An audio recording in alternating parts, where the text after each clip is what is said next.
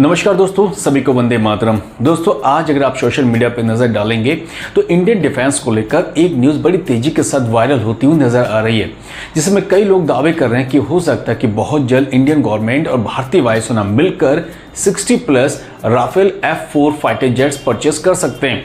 और इसके साथ साथ हो सकता है कि भारतीय वायुसेना अपने बेड़े में 5th जनरेशन का फाइटर जेट्स भी इन्वॉल्व करे।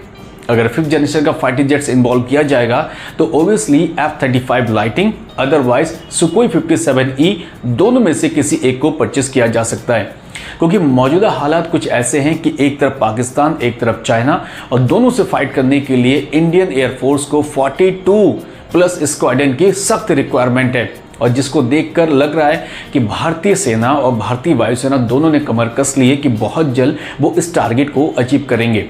दोस्तों, आज के वीडियो सेशन में थोड़ा सा जानेंगे कि इस वायरल तस्वीर या वायरल न्यूज़ के पीछे की कहानी क्या है और क्यों भारत को 42 स्क्वाड्रन की ज़रूरत है, क्योंकि एक तरफ चाइना और पाकिस्तान अगर अपनी एयरफोर्स को इंक्रीज कर रहा है तो भारत इन दोनों के बीच में कहाँ स्टैंड करता है। आज तमाम बातों को विश्लेषण करेंगे आज के हमारे वीडियो सेशन में, इसलिए जो इस वीडियो को देख रहे हैं आपसे रिक्वेस्ट है प्लीज़ एक बार फुल वॉच जरूर कीजिएगा, और वॉच करने से पहले एक बार सब्सक्राइब जरूर करें, और उसके बाद स्टार्ट करते हैं आज की इस वीडियो की एनालिसिस को।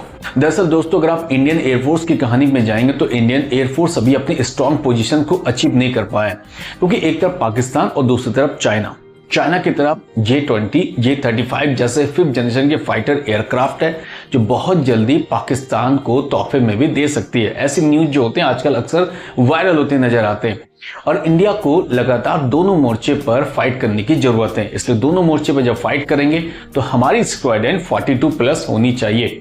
रिसेंटली आपने एक न्यूज़ सुना होगा कि इंडियन एयरफोर्स में से MiG-21 बाइसन्स को रिटायर कर दिया जाएगा। ये वही फाइटर जेट्स हैं जिसने कारगिल युद्ध हो या 1965 की जंग हो या फिर बालाकोट एयर स्ट्राइक हो, तीनों में अपना जौहर दिखाया है और इंडियन एयरफोर्स में 60 से ज़्यादा वर्षों तक अपनी सेवाएं दी है। अब समय आ गया है कि इसको रिटायर कर दिया जाएगा। जब ये फाइटर जेट्स रिटायर होंगे तो इनके साथ MiG-23 एंड MiG-29 जैसे फाइटर जेट्स भी रिटायर होंगे। इनको गैपिंग भरने के लिए हमें बहुत ज़्यादा फाइटर जेट्स की रिक्वायरमेंट है, क्योंकि मौजूदा हालात में चलेंगे तो हो सकता है कि हमारे पास 30 या 31 स्क्वाड्रन है, और जब ये फाइटर जेट्स रिटायर हो जाएंगे तो भारतीय वायुसेना को बहुत ज़्यादा फाइटर जेट्स की रिक्वायरमेंट है। अब इनकी गैप भरने के लिए इंडिया तेजस पे काम कर रहा है, क्योंकि 83 तेजस मार्क 1 की जो ऑर्डर पहले दे चुके हैं और धीरे धीरे इसकी डिलीवरी होगी। अमेरिका लगातार जनरल इलेक्ट्रिक इंजन में डिले कर रहा है, जिससे तेजस के प्रोडक्शंस में डिले हो रहा है। अब भारतीय वायुसेना लगातार कोशिश करे कि कुछ हद तक फाइटर जेट्स बाहर से परचेस करे, जिससे स्क्वाड्रन को बैलेंस किया जा सके। तेजस में लगातार धीरे धीरे वर्क हो रहा है। 83 तेजस मार्क 1 हो सकता है कि इंडियन एयरफोर्स को 2030 आइदर 2035 तक इसको डिलीवर किया जाए। उसके साथ 97 तेजस मार्क 1 के भी ऑलरेडी ऑर्डर दिए जा चुके हैं, यानी 180 फाइटर जेट्स हमें 2035 तक मिलने की पॉसिबिलिटी है, और 2035 तक अगर ये फाइटर जेट्स आएंगे तो इसके बीच का जो लंबा गैप है उसको भरने की सख्त रिक्वायरमेंट है। इसलिए भारतीय वायुसेना और गवर्नमेंट ऑफ इंडिया दोनों मिलकर इस कोशिश में कि भारत को अच्छे फाइटर जेट्स मिल सके, सो दैट कि इंडियन एयरफोर्स को ज़्यादा स्ट्रॉन्ग किया जा सके। भारत एक तरफ कोशिश कर रहा है कि उसकी मल्टी रोल फाइटर एयरक्राफ्ट, जिसकी लगभग क्वांटिटी 114 मानी गई है, इसके लिए एक टेंडर रिलीज किया जाए। लेकिन जिस तरीके से भारतीय वायुसेना और गवर्नमेंट ऑफ इंडिया अपनी तैयारी पर लगा है, उसके अकॉर्डिंग जो न्यूज़ सर्कुलेट हो रहा है उसमें सीधे शब्दों में यह कहा गया हो सकता है कि भारतीय वायुसेना फ्रांस से F4 राफेल जेट परचेस करे, और जिसकी क्वांटिटी लगभग 60 के अराउंड होगी। यानी 60 राफेल F4 फाइटर जेट्स को परचेस किया जाएगा, जो मेक इन इंडिया के थ्रू इंडिया में बनाया जाएगा और जो अप्रोक्सीमेटली 5th जनरेशन के आसपास को माना जाएगा। भारत में टाटा एडवांस सिस्टम लिमिटेड के साथ इसको बनाया जाएगा, और इसको बनाने का सबसे बेनिफिट ये रहेगा कि इसमें इलेक्ट्रॉनिक्स जितने सिस्टम होंगे, वॉरफेयर सिस्टम होंगे, एवियनिक्स रडार जो होंगे, ये सब जो है इंडियन होंगे। यानी मेक इन इंडिया के थ्रू जो चीज़ें इंडिया में बनाई गई है ये फाइटर जेट्स में लगाए जाएंगे। और हो सकता है कि जब इसको इंडिया में बनाया जाए तो इसमें बहुत से जो इंडिया के मिसाइल है, एयर टू एयर और एयर टू सरफेस मिसाइल, वो इंडिया के ही इसमें लगाया जाए। क्योंकि फिलहाल भारत के पास जो भी राफेल जेट है 36 राफेल जेट, इसमें स्कैल्प और मेट्योर जो मिसाइल्स है वो सारे फ्रांस से ही इनबिल्ड है, और वही सारे मिसाइल इसमें लगाए जाते हैं। अब कहानी इसके बाद जो बचती है वो है 5th जनरेशन के फाइटर जेट्स, क्योंकि अगर 60+ F4 राफेल जेट हम फ्रांस से परचेस करते हैं डायरेक्ट गवर्नमेंट टू गवर्नमेंट के ऑर्डर के अकॉर्डिंग, तो बाकी के अप्रोक्सीमेटली 50 या 54 जेट्स जो होंगे हो सकता है कि वो 5th जनरेशन के फाइटर जेट्स हो।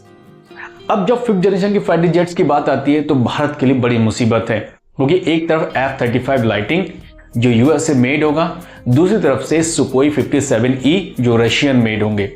दुनिया भर के कई ऐसे कंट्री हैं जिनके पास F-35 लाइटिंग ऑलरेडी है, यानी उन्होंने इसका जो स्किल्स है वो देख चुके हैं, इसकी एडवांस टेक्नोलॉजी देख चुके हैं, इसके सोर्स कोड भी देख चुके हैं और किस तरीके से ये काम करता है सारी चीज़ों को बहुत अच्छे से बाकी के कंट्री ने इसको देखा है। दूसरी तरफ सुकोई 57E जिसको अभी तक अपना कोई भी ऐसा कस्टमर यानी कोई देशों ने अभी तक इसको परचेस नहीं किया है। अगर भारत इसको परचेस करता है तो हो सकता है कि भारत पहला ऐसा कंट्री होगा जो सुकोई 57E को परचेस कर सकता है। इन दोनों के बारे में कौन कौन सी क्वालिटी है, किस तरह की इसकी टेक्नोलॉजी है, किस तरीके से काम करता है, ऐसे सारी नॉलेज मैंने ऑलरेडी अपने प्रीवियस वीडियो में बना चुका हूं। आप इस वीडियो पे जाके सारी जो है डिस्क्रिप्शन आप चीज़ें पढ़ सकते हैं, आप उसे वॉच कर सकते हैं। दोनों की क्वालिटी पहले भी हमने कई बार इसमें डिस्कशन कर चुके हैं। इन दोनों में सबसे कॉमन क्या है, अगर हम F-35 लाइटिंग को परचेस करते हैं तो हमें टेक्नोलॉजी ट्रांसफर के साथ सोर्स कोड हो सकता है कि नहीं मिले, क्योंकि अमेरिका कभी नहीं चाहता कि भारत जैसे देशों को टेक्नोलॉजी दिया जाए। हो सकता है कि भारत जैसे देशों को टेक्नोलॉजी ट्रांसफर के अकॉर्डिंग या मेक इन इंडिया के थ्रू अगर इंडिया में भी बनाया जाए तो हो सकता है कि भारत आने वाले टाइम पे F-35 से भी ज्यादा और एडवांस टेक्नोलॉजी का फाइटर जेट्स बना ले। दूसरी तरफ रशिया ने भारत को ओपन एकदम ऑफर दिया है कि आप सुकोई 57 को इंडिया में मेक इन इंडिया के थ्रू बनाइए। HAL के जो सुकोई 30 MKI जो प्लांट्स है उस पर आप सुकोई 57E को बना सकते हैं, जिसके लिए आपको ज़्यादा कॉस्ट इन्वेस्ट करने की जरूरत नहीं होगी। आपको सोर्स कोड मिलेगा, आपको टेक्नोलॉजी ट्रांसफर मिलेगा। तो कई सारे फीचर्स दोनों के अलग अलग है। दोनों जो गवर्नमेंट है कोशिश कर रहे हैं कि भारत से इन चीज़ों पर बात करें और भारत बहुत जल्दी 5th जनरेशन का फाइटर जेट्स परचेस करें, क्योंकि हमारे पास जो एडवांस मीडियम कॉम्बैट एयरक्राफ्ट है जिस पर हम काम कर रहे हैं, अभी लगभग 2035 तक इसके आसारी की प्रोटोटाइप बनकर इसकी फ्लाइंग टेस्टिंग कंप्लीट हो जाएगी और इंडियन एयरफोर्स में इसको शामिल किया जाएगा। इन 10 सालों में भारत को एयरफोर्स को स्ट्रॉन्ग करनी है। पाकिस्तान चाइना दोनों को अगर मुंहतोड़ जवाब देना है तो भारत को चाहिए 42 के आसपास अपने एयरक्राफ्ट स्क्वाड्रन जो है उसको तैयार करे, जिसमें एयरक्राफ्ट की भरमार हो। इसलिए भारत के लिए बहुत सारी जो चैलेंजेस है वो सामने नजर आ रहे हैं कि किस तरीके से इन चीज़ों को टैकल करें। अगर भारत 60+ F4 राफेल जेट्स को परचेस करता है तो ये बहुत बड़ा एडवांटेज होगा। तो दूसरी तरफ हम 5th जनरेशन के कुछ फाइटर जेट्स बाहर से परचेस करके अगर अपने एयरफोर्स में शामिल करते भी हैं तो हमारे एमका पर कोई असर नहीं पड़ेगा। एमका बड़ी तेजी के साथ काम चल रहा है और एमका जब इंडियन एयरफोर्स में आ जाएगा तो हमारे पास कई सारे कलेक्शंस होंगे। हमारे पास 5th जनरेशन के दूसरे देशों के फाइटर जेट्स होंगे, अपने फाइटर जेट्स होंगे, हमारे पास राफेल होंगे, सुकोई 30 MKI होगा, हमारे पास अपना स्वदेशी तेजस भी होगा, कई वेरिएशंस होंगे। उसके बाद हम चाहे जिस तरीके से चाहे दुश्मन के घर के अंदर घुसकर उसको वही नेस्ता नाबूद, उसका वही तफा और वही सफाया कर सकते हैं। यानी कई सारी खूबी इंडियन एयरफोर्स के पास होगी और इंडियन एयरफोर्स बड़ी ताकत के साथ इंडियन कॉन्टिनेंटल के सामने पेश करेगा अपने आप को। खैर दोस्तों, बहुत सी जानकारी है जो सोशल मीडिया पे सर्कुलेट हो रही है और मैंने कुछ चीज़ों को एनालाइज करके आप सभी के लिए पेश किया है। उम्मीद है कि आपको ये वीडियो जरूर पसंद आई होगी। अगर वीडियो पसंद आए तो प्लीज़ एक बार कमेंट्स जरूर करें और कमेंट्स करने से पहले अपने दोस्तों को भी ये वीडियो शेयर करें। और जो इस वीडियो को देख रहे हैं, जो नए व्यूजर्स हैं, आपसे रिक्वेस्ट करता हूं कि प्लीज़ वन टाइम एक बार सब्सक्राइब जरूर करें। अब दोस्तों समय हो गया है, कल फिर मिलते एक नए वीडियो के साथ। उससे पहले प्लीज़ एक बार इसको शेयर जरूर करें। थैंक यू, जय हिंद।